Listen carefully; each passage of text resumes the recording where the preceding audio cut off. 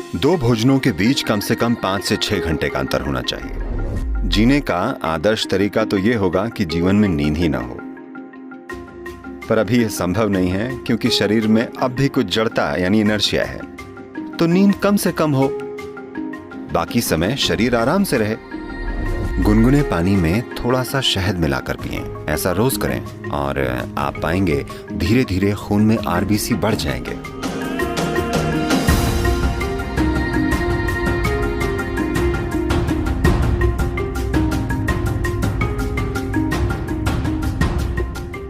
अगर भोजन की बात करें, सबसे महत्वपूर्ण चीज जिसका आपको ध्यान रखना चाहिए वो ये है, किसी दिन जब आप कोई भोजन खाते हैं, चाहे आप जो भी खाते हैं, आपको ध्यान रखना चाहिए कि वो भोजन कितनी जल्दी पचकर आपका हिस्सा बन जाता है। कोई भी भोजन अगर 3 घंटे से ज्यादा पेट में रहता है, यानी आपने खराब खाना खाया है। वो भोजन या तो आप छोड़ दें या कम से कम खाएं। अगर भोजन 3 घंटे में पेट से आंतों तक पहुंच जाता है, यानी आप कुछ ऐसा खा रहे हैं जिसे आपका सिस्टम अच्छे से पचा पाता है। शायद वो सबसे अच्छा भोजन न हो, पर सिस्टम उसे पचा पा रहा है। और दो भोजनों के बीच अगर आप 5 से 6 घंटों की दूरी बनाए रखते हैं और बीच में अगर कुछ भी ना खाया जाए, तो आप पाएंगे कि कोशिकाओं या सेल्स के स्तर पर सिस्टम में सफाई होगी। सेलुलर स्तर की यह सफाई स्वस्थ जीवन के लिए सबसे जरूरी और सबसे ज्यादा महत्वपूर्ण है। तो दो भोजनों के बीच कम से कम 5-6 घंटों का अंतर होना चाहिए। अगर आपकी उम्र 30 से ज्यादा है तो दिन में दो बार अच्छे से भोजन करना काफी होगा। एक सुबह का भोजन और एक शाम का। शाम के भोजन के बाद कम से कम 3 घंटे रुक कर सोना चाहिए और कुछ शारीरिक काम होना चाहिए। जरूरी नहीं है कि बहुत भारी या जोरदार गतिविधि हो, बस थोड़ी सी सैर या शायद थोड़ा सा डांस या ऐसा कुछ। अपने लिए कुछ ऐसा करें ताकि शाम के भोजन के बाद कम से कम 20 से 30 मिनट कुछ शारीरिक काम हो। ऐसा करने से आपका सिस्टम काफी स्वस्थ होगा।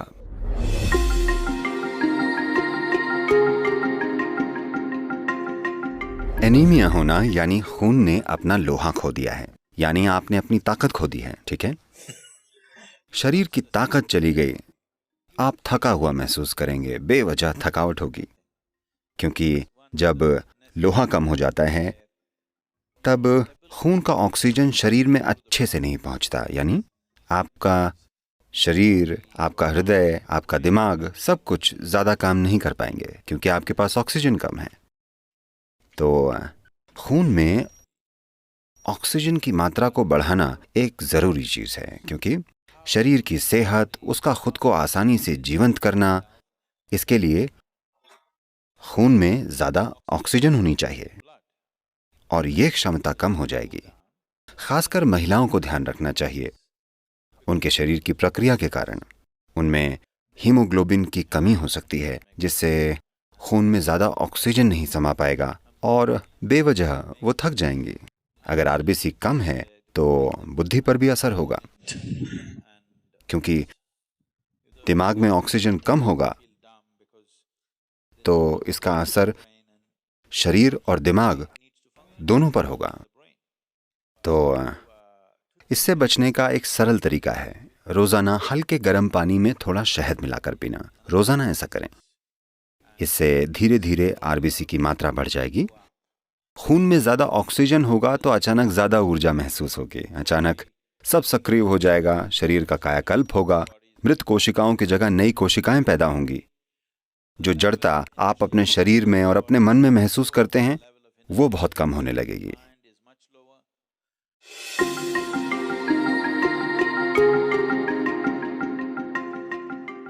तो शहद हमारे सिस्टम पर अलग अलग असर डालता है। कच्चे शहद का एक तरह का असर होता है, ठंडे पानी में पीने से उसका असर अलग होता है, हल्के गर्म पानी में पीने से अलग ही असर होता है। हम यहां इसे हल्के गर्म पानी में पीकर सिस्टम को खोलना चाहते हैं। If you put it into boiling water, some part of honey will turn poisonous. उबलते पानी में डालने से शहद का कुछ हिस्सा जहरीला हो जाता है। तो इसे कभी भी उबलते पानी में नहीं डालना चाहिए या इसे पकाना नहीं चाहिए। मैं जानता हूँ कि पश्चिम में लोग शहद के केक बनाते हैं, वो इसे पकाते हैं। एक तापमान को पार कर जाने के बाद शहद जहरीला हो जाता है। तो आपको इसे ऐसे तापमान में रखना चाहिए कि ये पीने लायक हो। इसे गुनगुने पानी में डालें, उबलती हुई गर्म चीज़ों में इसे न डालें।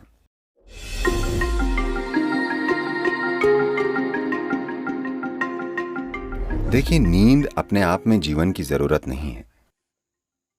शरीर को नींद नहीं, आराम चाहिए। नींद आराम का बस एक रूप है। कई लोग ऐसा सोचने लगे हैं, तमिलनाडु में अगर कोई कहे रेस्ट பண்ணிக்கறாங்க, यानी वे सो रहे हैं। जरूरी नहीं है, बैठकर भी आराम हो सकता है ना? हाँ, खड़े होकर भी आराम हो सकता है। दौड़ते दौड़ते खड़े हो जाने पर भी आराम मिलता है। आप खड़े थे, अगर आप बैठ जाएं तब भी आराम मिलता है। आराम करने के कई तरीके हैं। सबसे जरूरी बात यह है कि आराम यानी आप ऊर्जा का इक्वेशन बदल रहे हैं, यानी ऊर्जा का खर्च कम हो रहा है पर इसकी पैदावार उसी तेजी से हो रही है। तो कुछ समय बाद ताजगी महसूस होती है क्योंकि ऊर्जा कम खर्च हो रही है। मूल रूप से आप ऊर्जा को मैनेज कर रहे हैं। काम करते समय ऊर्जा ज्यादा खर्च होती है, पैदावार जितनी भी हो, पर वो काफी नहीं होती। कुछ समय में आप थक जाएंगे क्योंकि भारी खपत हुई है। खर्चा कम करके पैदावार बढ़ाई जाए तो कुछ समय में ज्यादा ऊर्जा महसूस होती है। सबसे बेहतरीन तरीका तो यह होगा कि जीवन में नींद ही ना हो, पर अभी यह संभव नहीं है क्योंकि शरीर में कुछ जड़ता है। तो कम से कम नींद ठीक है, बाकी समय शरीर को आराम है। अगर शरीर आराम से रहे तो नींद तब तक नहीं आती जब तक शरीर एक तरह से थक न जाए। तो शरीर कभी भी नींद नहीं मांगता, पर आराम जरूर मांगता है। अगर आपको यहां आराम से बैठना नहीं आता तो ये ऐसे आराम करेगा, इस प्रकार। अगर आप बिल्कुल आराम से बैठ पाएं तो ये बिना सोए घंटों बैठेगा, वरना शरीर को सिर्फ नींद में ही आराम मिलेगा। अभी यहां बैठे बैठे आप एक सरल काम कर सकते हैं कि आप यहां आकर बैठ जाएं। बस अपना ध्यान अपने सिर के ऊपर से अपने पैर की उंगलियों तक ले जाएं और देखें क्या सब कुछ ढीला और आराम से है, या आप ऐसे बैठे हैं। इसे जितना हो सके उतनी आराम की स्थिति में लाएं, जितना आपसे हो सके।